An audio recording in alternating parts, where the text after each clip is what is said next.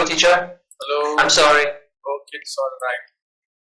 I'm sorry. It's very late, I think, there. Yeah, it is 1 o'clock, 1 a.m. Oh. Yeah, no problem.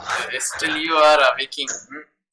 Yeah. So you go to bed very late. Yeah, after this session, yeah, I'm gonna go to bed. So you are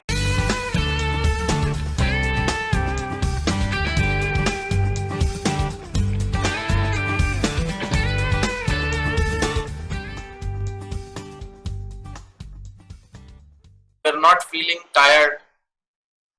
Oh, actually, I feel very tired, actually. But yeah, no problem. Okay, let's continue. So what about your presentation? You'd like to Yeah, speak? presentation. Now I'm practicing over and over again, Yes. and yeah, I would like to practice presenting before you. Okay. So, and maybe, yeah. Okay, let me start then. Sure. Yeah. Okay, so I feel very honored to be the first presenter. I'm very excited to talk about my presentation, talk about my research, and sit back, relax, and lend me your ears. That's what you gave me, expression. Okay, so I'm a Juni Kim, and I'm a first year PhD student. And yeah, let me start my presentation. Okay, my research is mainly about the effect of brand anthropomorphization on sellers and buyers' price in the secondary market. So in the secondary market, customers can be sellers or buyers. When they sell their used product, they are sellers. And when they purchase a used product, they are buyers. So in this research, we expect that a seller sets a higher selling price and lower the buyers. A buyer sets a lower buying price for the used humanized brand. That's what we expect, and we are especially interested in how brand anthropomorphization, the effect of how brand anthropomorphization affects a seller's willingness to accept price and a buyer's willingness to pay price in the transaction of a used product on an online store like eBay and Craigslist. And no research has examined yet.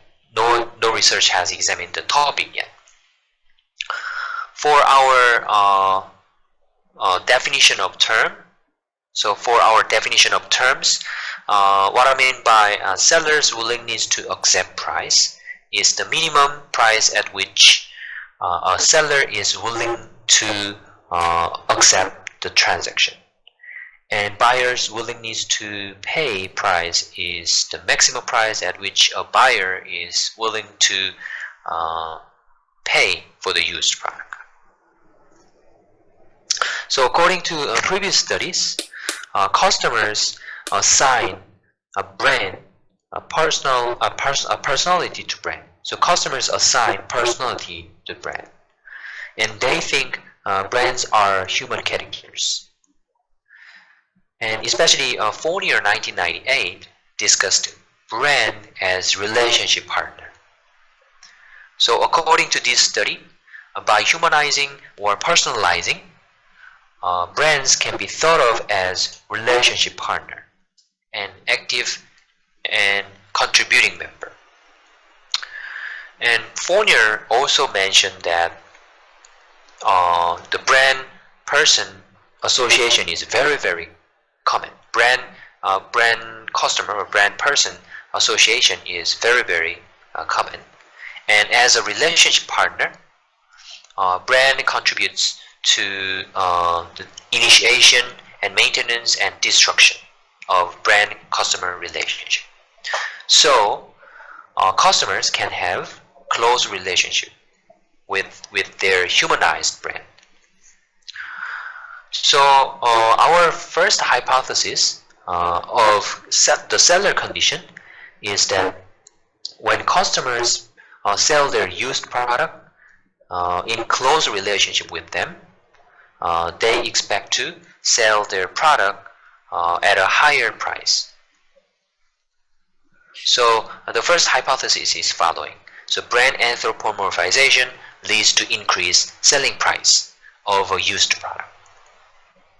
So to test this hypothesis, we conducted the first experiment with the two target products, toaster and juicer, in two different selling formats.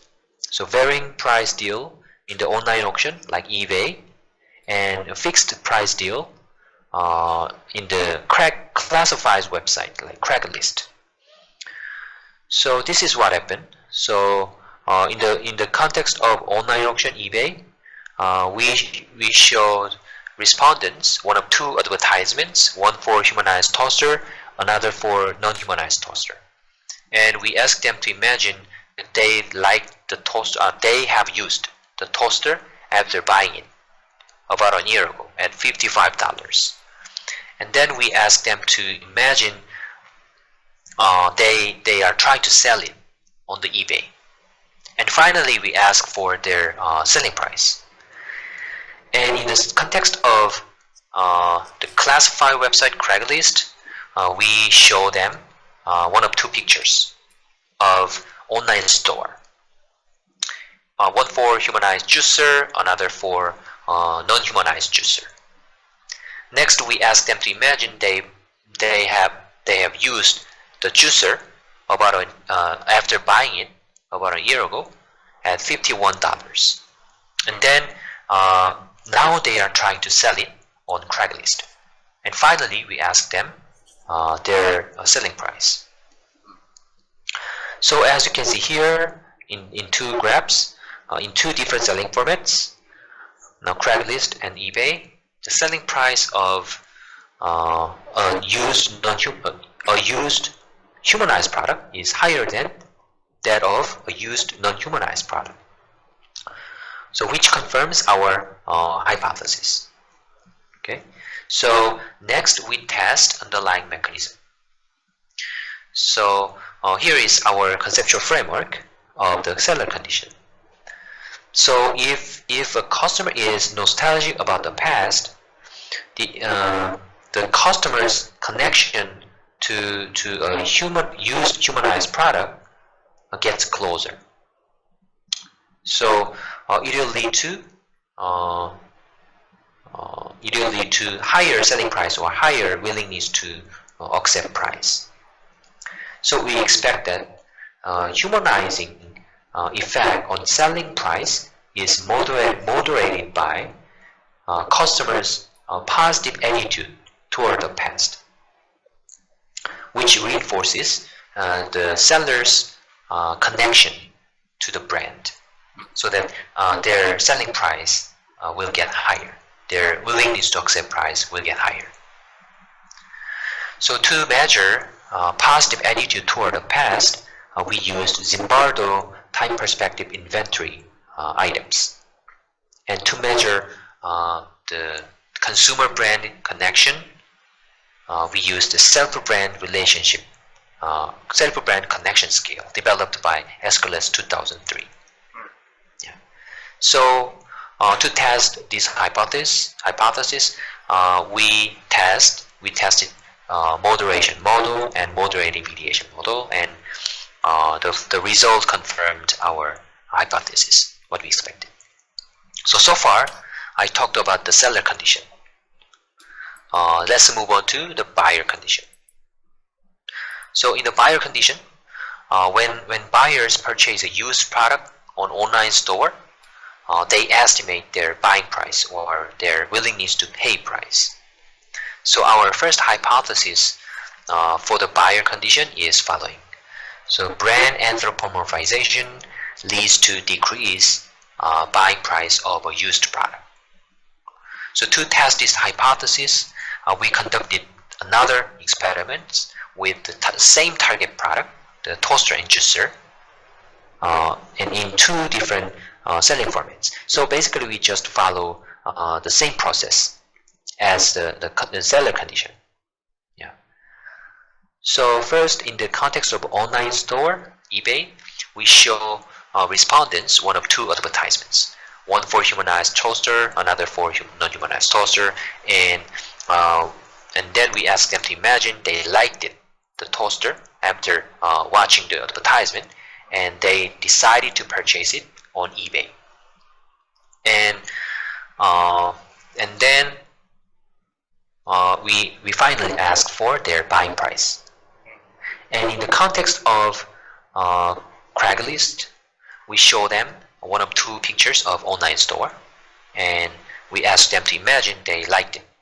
They liked the juicer after they saw it on the website, on the online website, and then they decided to purchase it on Craigslist. Yeah. So finally, we ask for their buying price. So basically, we just follow the same process. So as you can see here in two graphs, the buying price of a used humanized product is lower than that of a used non-humanized product. So yeah, it is exactly the same as what we expected. So next, let me explain why buying price is lower when a brand is humanized. So we should know that the buyer's estimation of buying price has a totally different underlying mechanism, because buyers don't have direct connection with a used product. So they haven't used or owned the used product, right? So they have no experience or no memory of the used product. So in the buyer condition, instead we found stigmatization plays an important role in the underlying mechanism. So let me talk about the stigma literature, stigma theory. So according to the stigma literature, the stigmatized group is seen as less desired, or tainted, or discounted. And Goffman 1986 said that the stigmatized group is reduced in our minds from a whole and usual person to a tainted, discounted one. So in the stigma literature, some research discussed the stigmatization in the context of groups who experienced a broken relationship, like orphan, widow, and divorced. So according to Gestel 1987, divorced people are seen as less desired, tainted, and discounted. And they experience blame for their divorce and social devaluation. So they are seen as less desired. Therefore, in our context, we expect that the buyers stigmatize the used product when it is humanized. Okay, so when a brand is humanized, buyers can label a used product as rejected by the pre-owner, or unacceptable for other people, or causing issues. Yeah. In addition, in the stigma literature, some research suggests that there are individual differences in stereotyping. Out of several individual differences, changing mindset, especially changing mindset, can influence the extent of stereotypical thinking. So according to Sessenberg and Moskowitz 2005, creative mindset or creative thinking decrease the stereotypical thinking. And less creative mindset or less creative thinking can increase the stereotypical thinking. Yeah. So the reason is that by thinking different or being creative, people can avoid the conventional way of thinking, which can be stereotypical thinking, right? Therefore, our hypothesis in the buyer condition is following. Buyer's mindset moderates the effect of brand anthropomorphization on buying price of a used product. Yeah. So our conceptual framework looks like this. So we expect that the effect of brand anthropomorphization on buying price is moderated by the consumer's mindset, whether it is creative or less creative.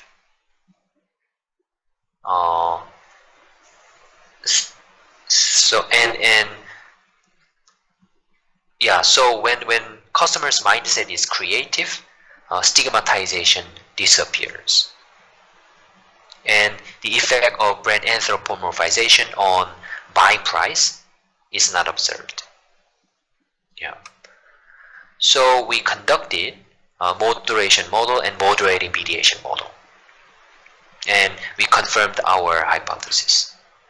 Yeah. So far our study focuses on the customer-to-customer transactions, where customers sell their used product to one another in the online store, online secondary market like eBay or Craigslist. But the next study will focus on the business-to-customer transactions, where companies can sell their used product to customers. So we especially investigate how the labeling differently as refurbished or used product affects the effect of brand anthropomorphization on buying price. So in this study, we only talk about buying price, not selling price. Yeah. So labeling differently as refurbished products can lead to differentiate the product from other used product groups, and reduce the salience of used product. So customers receive positive information